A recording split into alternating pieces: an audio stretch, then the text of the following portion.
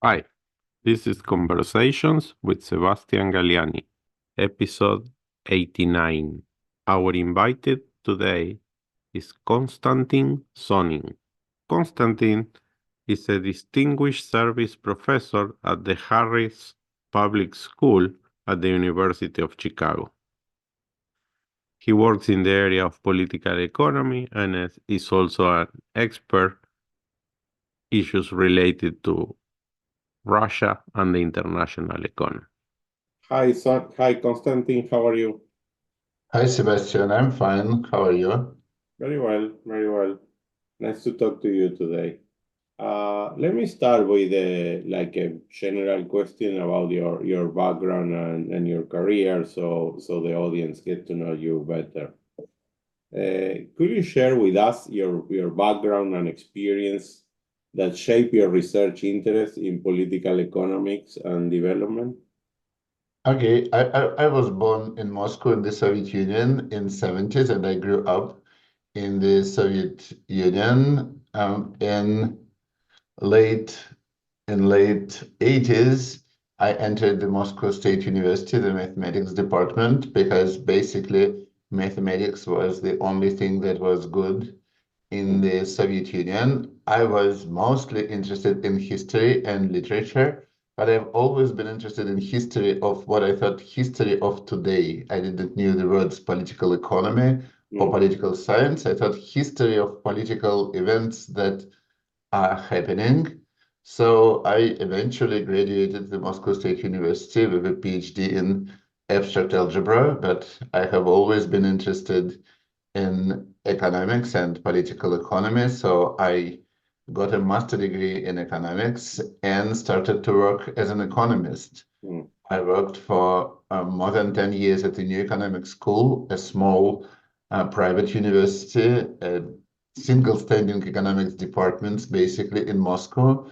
Then I moved for 2 years to High School of Economics. It's a huge university, one of the largest universities in Russia. I was both a professor of economics and vice president, so there was a lot of administrative abilities. Then I was fired as a vice president, not as a professor, though, because of my political writings, because I was trying to write a lot of columns for newspapers. I started to look for a work abroad and But, was but essentially, you were sort of criticizing and opposing Putin's government in those calls. I was criticizing Putin when he was dismantling democracy or increasing military budgets. I was praising Putin when he was doing something good. So I basically was I was writing a weekly column for a major newspaper. But eventually the regime sort of became more autocratic. So whatever I wrote before, it became not tolerated. So I started to look for a work abroad. I was extremely lucky to join the University of Chicago, the Harris School of Public Policy, when it started to build a strong team in political economy. So for 9 years, I work at the University of Chicago. In my first 7 years, I came back to Russia every year for 2 or 3 months. So I was keeping like a profile there. I was there in the midst of my sabbatical when the war with Ukraine started. Then for 10 days, I was still thinking that it's possible to stop the train with bare hands, but eventually I had to flee, cutting my sabbatical short. Since then, I continued to write in Russian language. So eventually, the Russian government um, sentenced me in absentia to 8.5 years in prison. And I think they now have another criminal case against me. So I cannot go back to Russia. But last last summer, in spring, in spring. And summer I went to teach in Ukraine because it's not dangerous in Ukraine. It's in Russia where it's dangerous for me. Yeah, to the kids' school of economics. Right. Okay, good. Well, I didn't know that you have these legal cases going on in Russia. That's really scary. Okay, So yeah. So you're interviewing a convicted felon. I mean, in Putin's view, I'm a convicted right, felon. right. But you didn't even defend, right? You just ignore that and stay in the U.S. Basically. That's the strategy. Okay, I had a lawyer there, but there's the new laws that Putin passed since the start of the war. They basically like there is no way to escape prosecution if they decide to prosecute you. So it was an easy case for judges. Right. Let me move to into your research. I will ask you later specifically about your one of your last papers about the Electoral College in the U.S. And more general that type of institution because it's been of much interest and discussion recently. But more broadly, you work. I've been looking in detail to your research, and you work in the intersection of economics and politics. So, what would you say are your more significant contributions in that area? I don't know.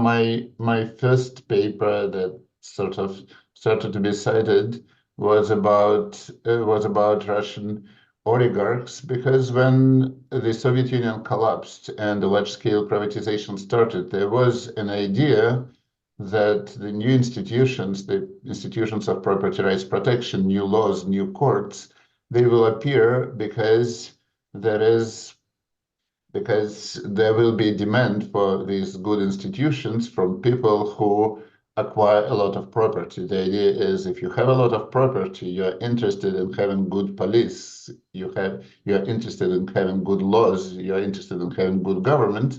But obviously it was not the case. It was not what we've seen in Russian 90s.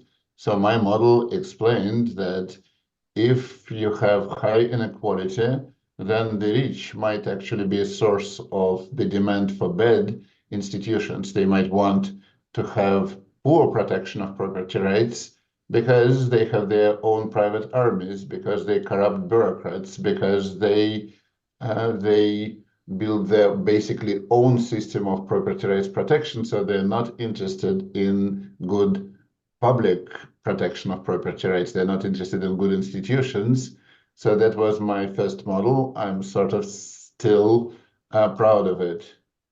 The next model that I'm proud of, it was a model about Putin, but it was very, very early in his tenure. Basically, he was in his fourth year in his tenure, and we produced a model of loyalty and competence in authoritarian regimes, and with Georgy Yegorov, my permanent co-author, and the idea was that in an authoritarian regime, a dictator who fears betrayal would would want to appoint competent people, but would not because competent people would be exactly those who would betray him first. So we sort of predicted that Putin will be appointing loyalists, mostly incompetent loyalists, with time.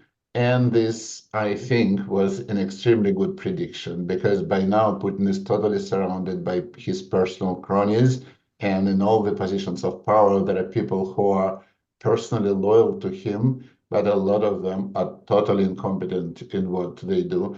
And those people who are competent, there are some still competent people, like the central bank chairwoman, their loyalty trumps their competence. So even if they know what to do, they would not do this because they want just to carry on Putin's orders.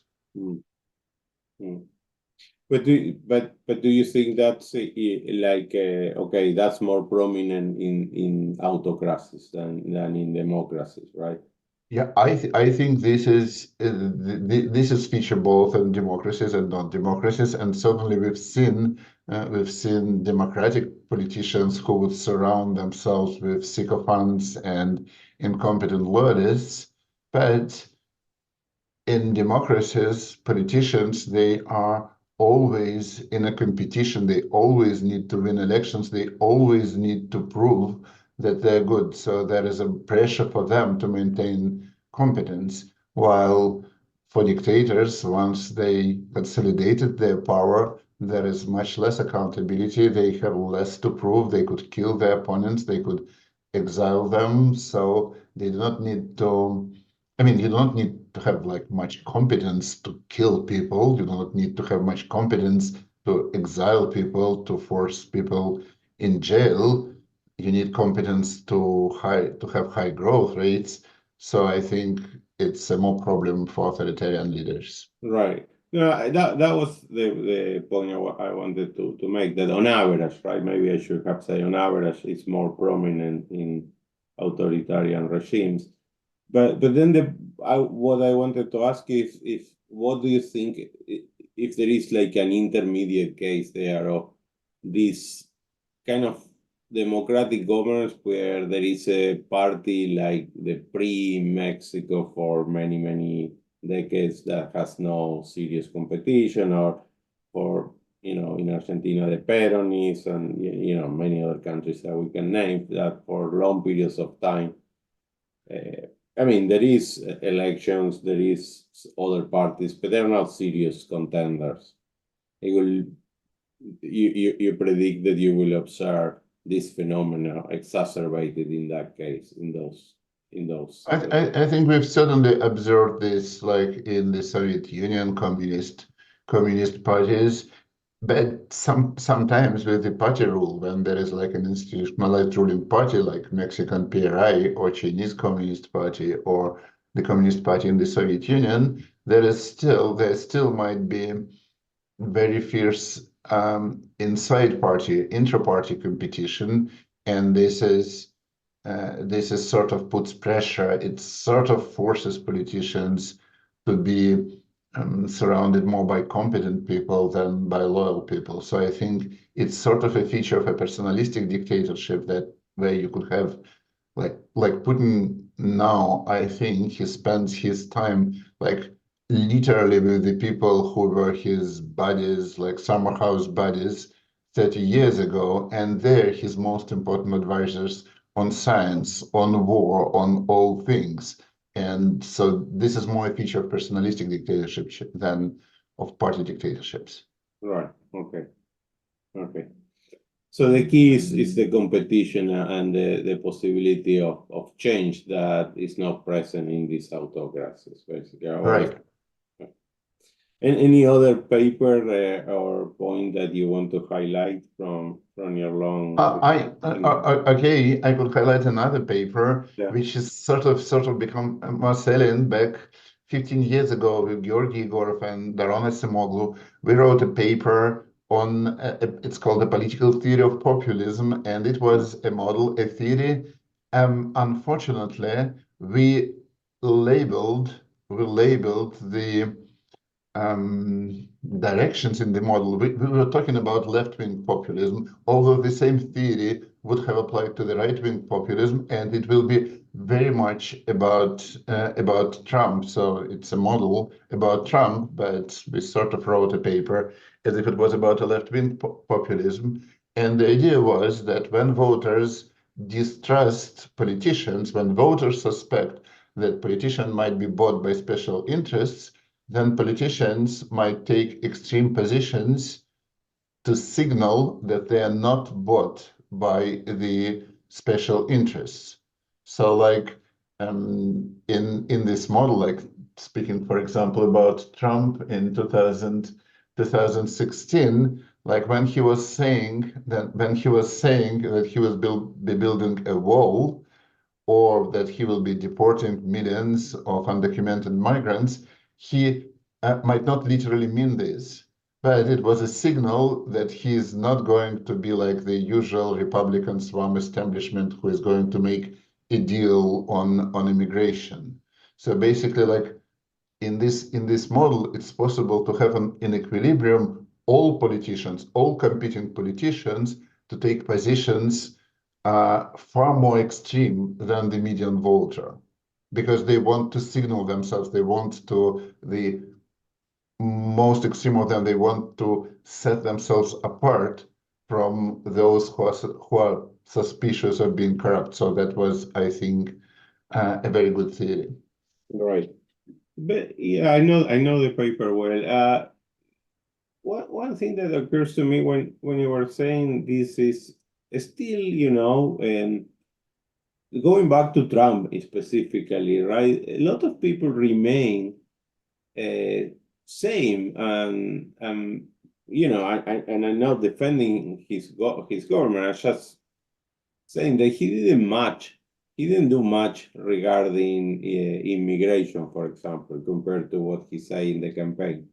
Still, a lot of people criticize him for what he say, not taking into account not just the fact that if you check the data, there was not an important change in trends, but also this type of results, right? That you cannot really take at face value what politicians will say in a campaign when they have incentives to go to extreme positions.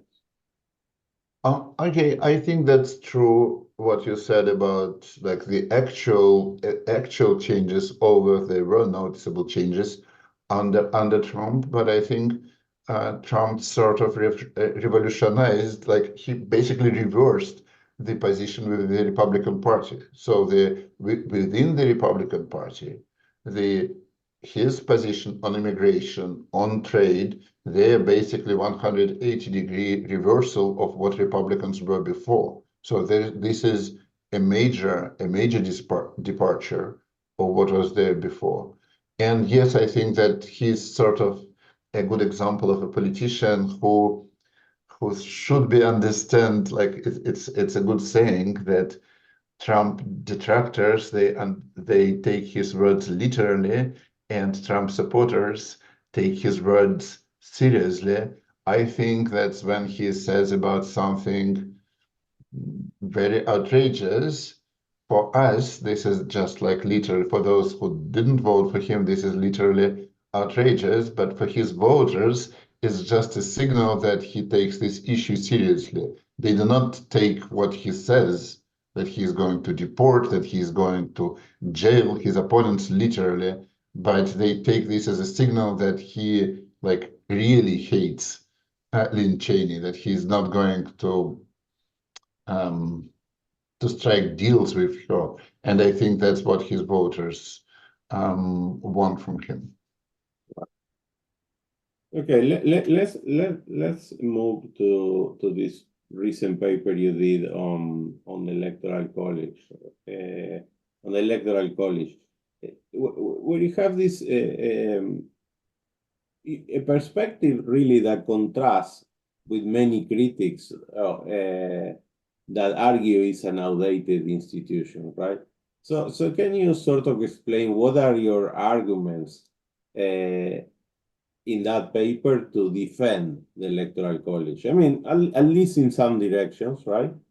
And also, although it's not my position, I want to say, I would like to ask you, how do you respond to the critique that it may distort, let's say, quote unquote, democratic representation by overemphasizing the votes of smaller states or whatever at the expense of the direct popular vote? Okay, the paper defends the idea of the Electoral College. It says that Electoral College might be the best protection that the United States have against the electoral fraud. And to those who say that electoral fraud is not a major issue in the United States at the national level, then the answer is that's because it has an Electoral College.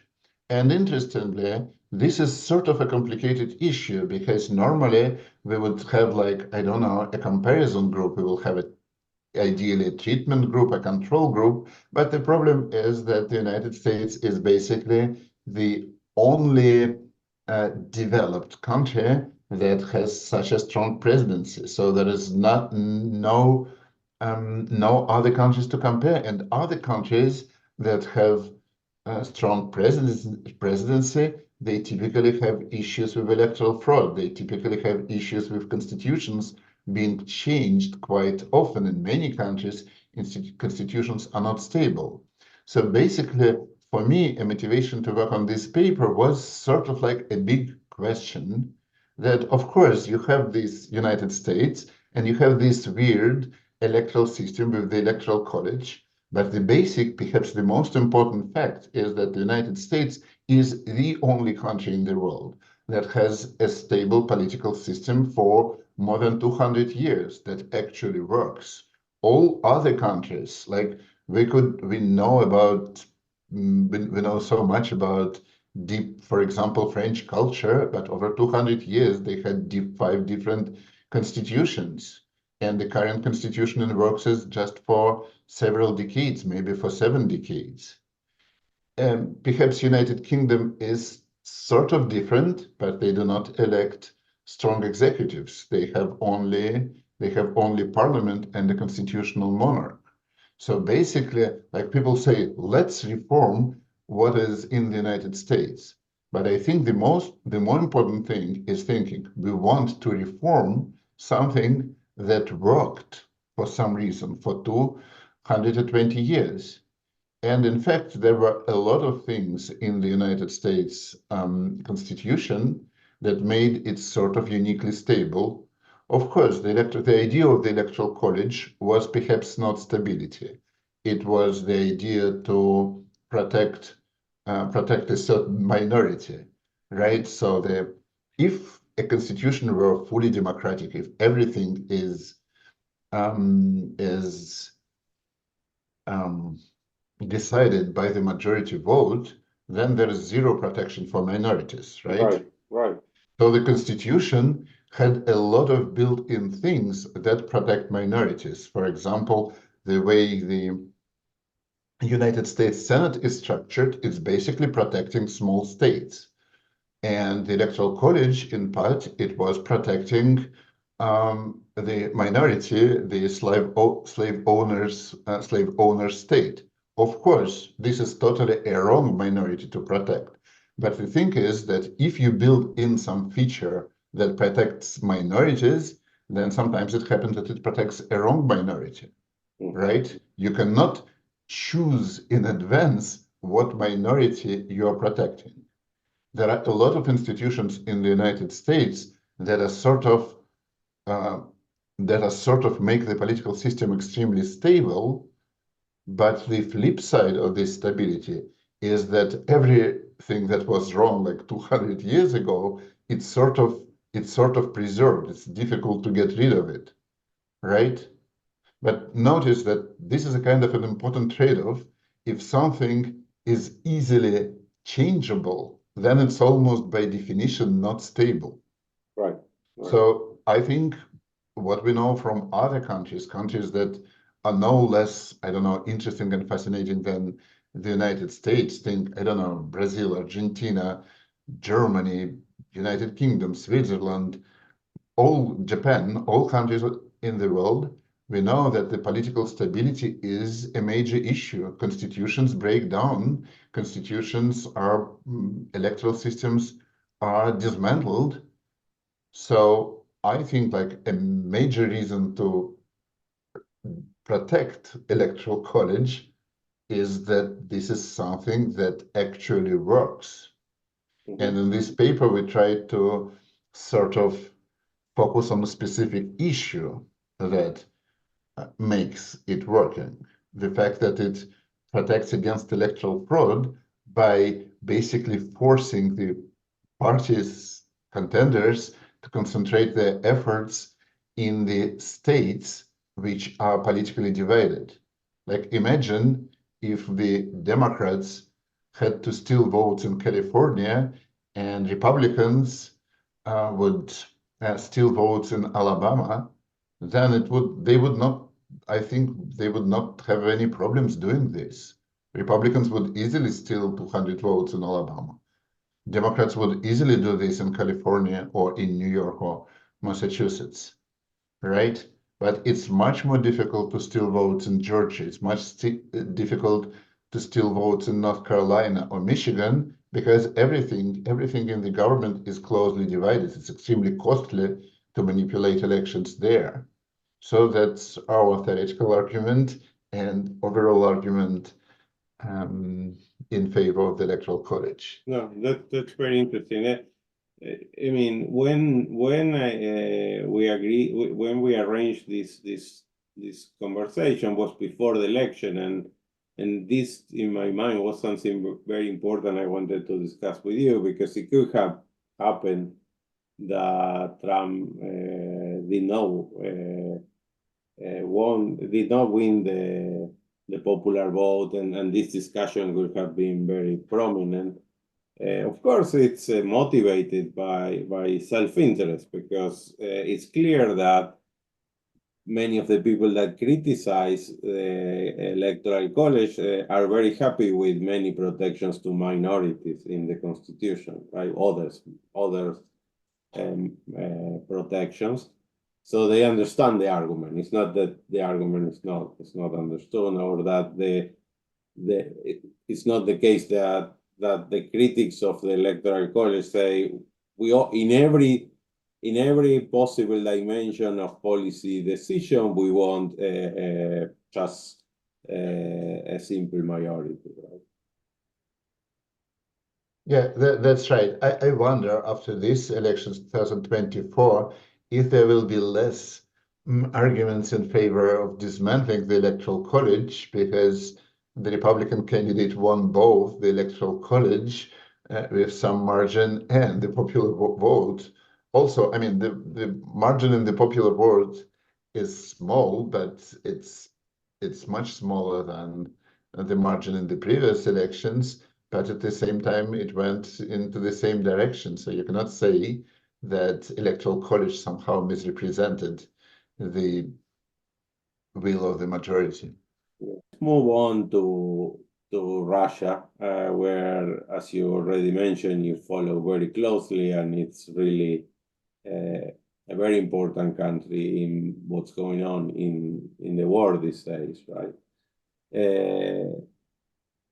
Much more geopolitically than what is its real economic weight in the world economy. So let me say that reading different analysts, some tend to characterize Putin regime as revisionist, right?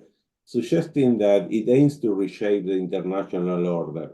So do you agree with this characterization?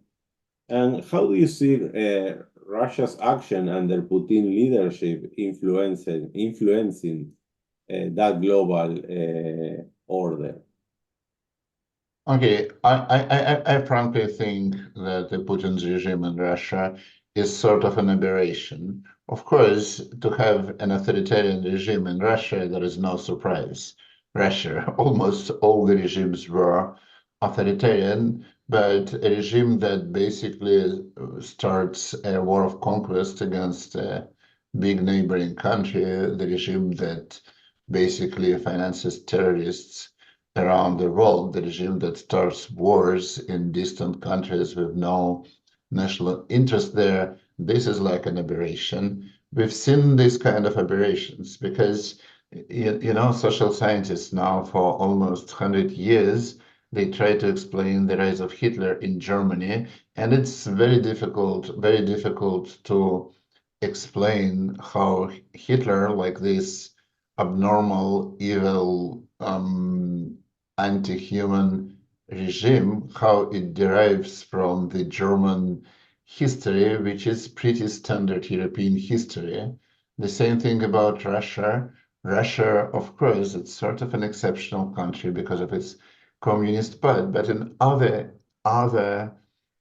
respects, it's just a normal developing country.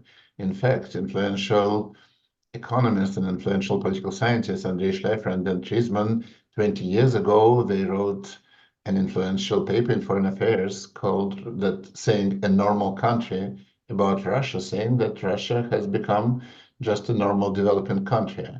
But then the development of this like really neo-fascist regime, this launching a full-scale war on Ukraine, and this is a huge war. This is perhaps the largest interstate war since the World War II. It's certainly the largest in Europe, with the hundreds of thousands of people dead, more than 1 million people wounded, and millions of refugees in both countries, especially, of course, from the war-torn Ukraine.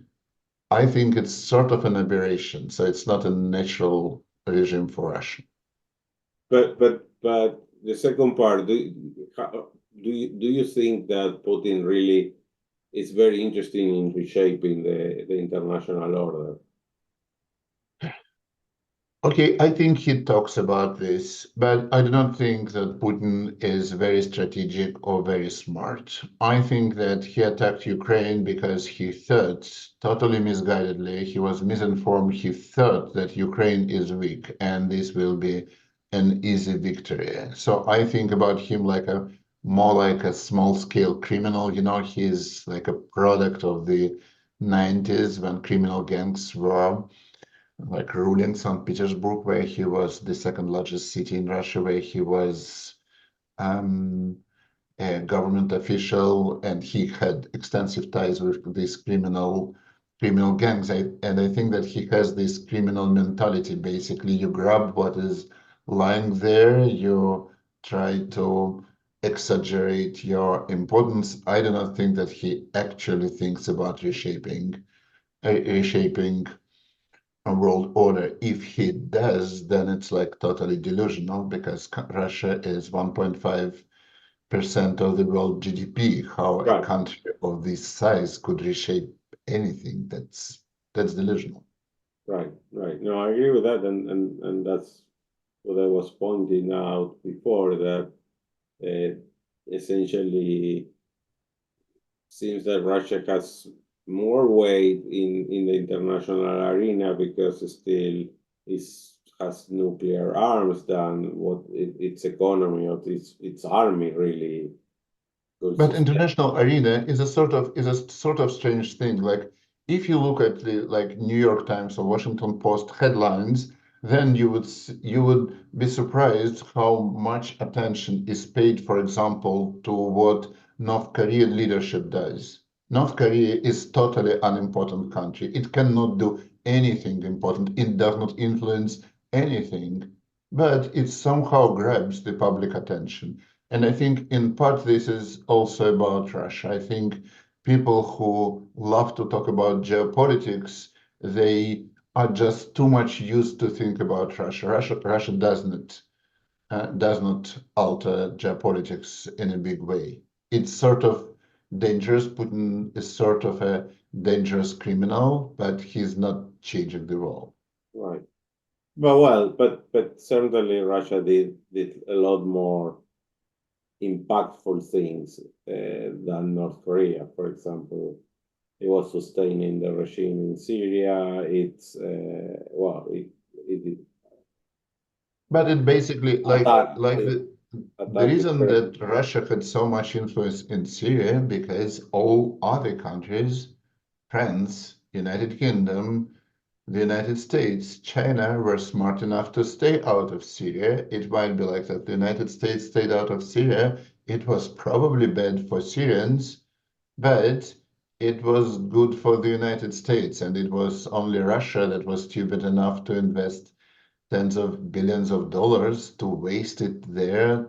I mean, what the Putin friends, they earned a lot of money on military production, but for Russia's interests, this whole 9 years spent in Syria, this was nothing. And this is not conditional on the failure of the project. Even before the failure of the project, this was nothing. Russia didn't have any interest in Syria.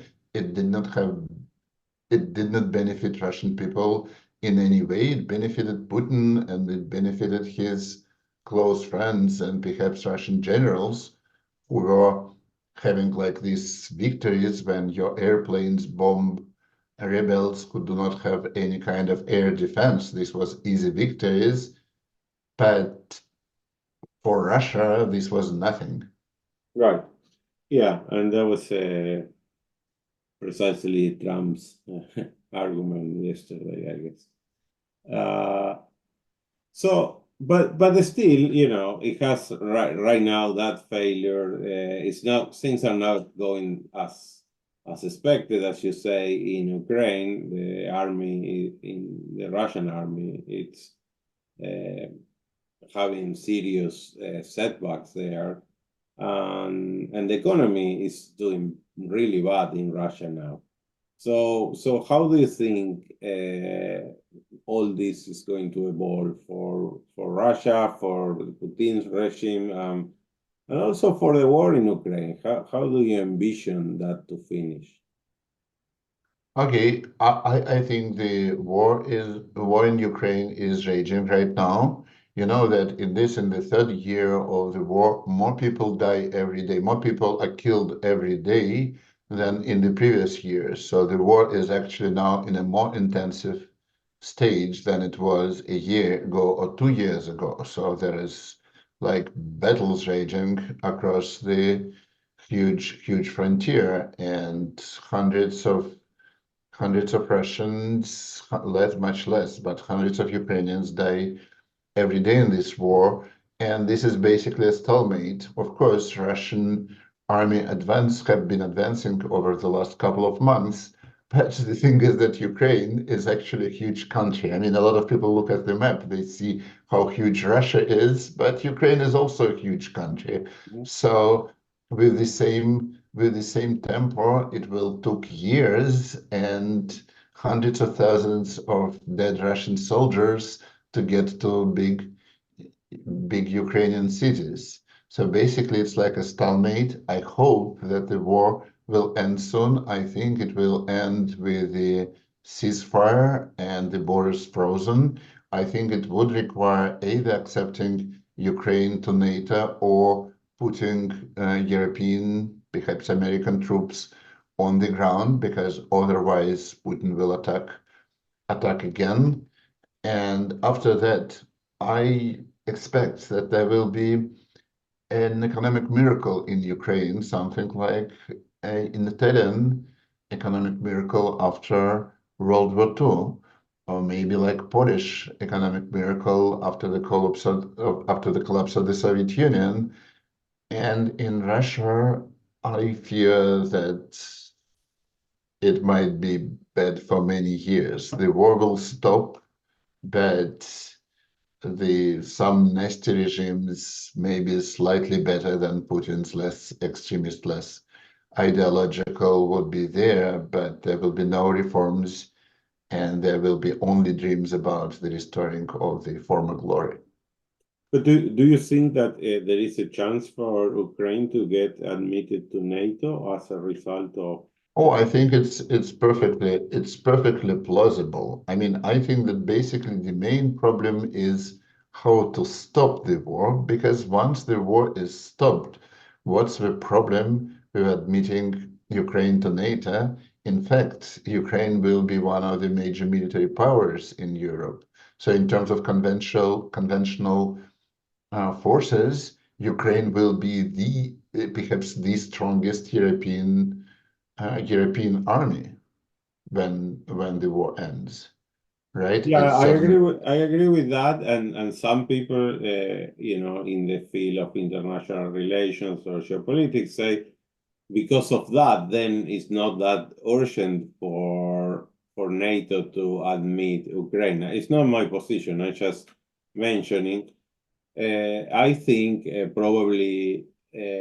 I think maybe you will agree with this. So probably it was a mistake not to admit Ukraine before to NATO. okay. I mean, with the benefit of hindsight, this was a huge mistake of not admitting Ukraine to NATO. I think a lot of money and a lot of lives in Ukraine and a lot of money in the West would have been saved if Ukraine were in NATO, because Putin wouldn't attack a NATO country. So I think this is a good solution, but there are also other good solutions. For example, South Korea is not a part of NATO, but basically its security is guaranteed by the United States presence there, not just by a piece of paper, but by the actual presence of troops. So I think there are ways to guarantee Ukrainian security without like fully admitting them to NATO, although I think that admitting them to NATO is the best course of action. Okay. But in respective of whether it's admitted to NATO, do you think it's very likely that it's going to get a fast track to the European Union? Okay, again, I think once Ukraine is once the war stops, Ukraine will be a place where the next economic miracle will happen. So it will be actually a win-win if it's admitted to the European Union. Like people discuss about European Union in terms of like the risks and fears that they had like 20 years ago, but the admission of Poland, Baltic countries to the European Union Czech Republic was an unmitigated success. It was a huge success. They basically they were growing much faster, whatever than all European countries. Like there is no evidence that they slowed down the other countries in any ways. So I think Ukraine could be just next Poland. So that will be actually good for the European Union. No, I agree with that. The only thing I'm not sure is without accessing to the European Union, how do you see it's going to be an economic miracle? I think with accessing, it's going to be because of conversions, right? These conversions could be fast, and that's the case of Poland and other countries. But without accessing to the European Union and having that it lost important areas with resources and ports, why are you seeing an economic miracle? Oh, I mean, okay, any country could waste its chance to grow. I think that there will be an enormous amount of goodwill. There will be a lot of money in the United States, in Europe, around the world to invest in Ukraine. This is a country in a huge need of capital investment, so there are all prospects to have high growth rates. They have a relatively young and relatively educated population. They start with a low point. They demonstrated that they can grow fast. For example, the defense industry growing extremely fast these years, and defense industry is actually quite sophisticated production. So this will be a place where a lot of money would be made with the fast growth. So like again, think like Italy after World War II. It was an economic miracle. Okay. Let me ask you, going back to academic research and the state of your field, political economy, right? But it's more general, right? There is an obvious trend for research to be more and more empirical, and this is associated to what was called the credibility revolution and the idea that people now focus with serious identification strategies of causal effects. But those methods, are ideal in certain fields, like when you can think of situations where there are no equilibrium effects of interactions, where in political economy and in other areas, it's not that clear that many of the cases that apply these methods do not have associated equilibrium effects. Do you have a view about this thing? Yeah, okay, I have a view. Actually, I think that identification revolution in empirical work, it made easier for me for a theorist actually to understand empirical models, because You know, when empirical work was basically about like cross-country regressions with all these statistical methods, there was very little connection to actual economic theory, to modern economic theory. But when I see empirical people discussing identification issues in seminars, now this is basically what economic theorists do, at least applied theorists do. Like when you look at the obstacles to identification, you basically build a small theoretical model. You basically produce a mechanisms that might contaminate the identification. So it's sort of funny. I'm not the only theorist who thinks like this, that it became easier to understand empirical work for theorists when they become more talk about identification issues. But of course, there is also like another problem, and the problem is that in a search for well-identified exercises, we basically have to stop thinking about big issues. I was thinking about this when I was trying to write something about the origins of the Russia-Ukraine war. Like the Russia-Ukraine war is perhaps like the single most important thing that happened on the European continent over the last couple of decades. In political economy, this is perhaps the biggest event, or the same thing in the studies of conflict. But if you look for empirical evidence and you want to have something well identified, like a real good experiment, like natural experiments or controlled experiment, then basically no chance. This is a single event. So it appears that sort of my science, political economy, could talk about small things, but cannot actually talk about big things using the advanced models, because the advanced models are about small issues. It cannot talk about using the empirical methods because they require identification, and this is just a single case of something.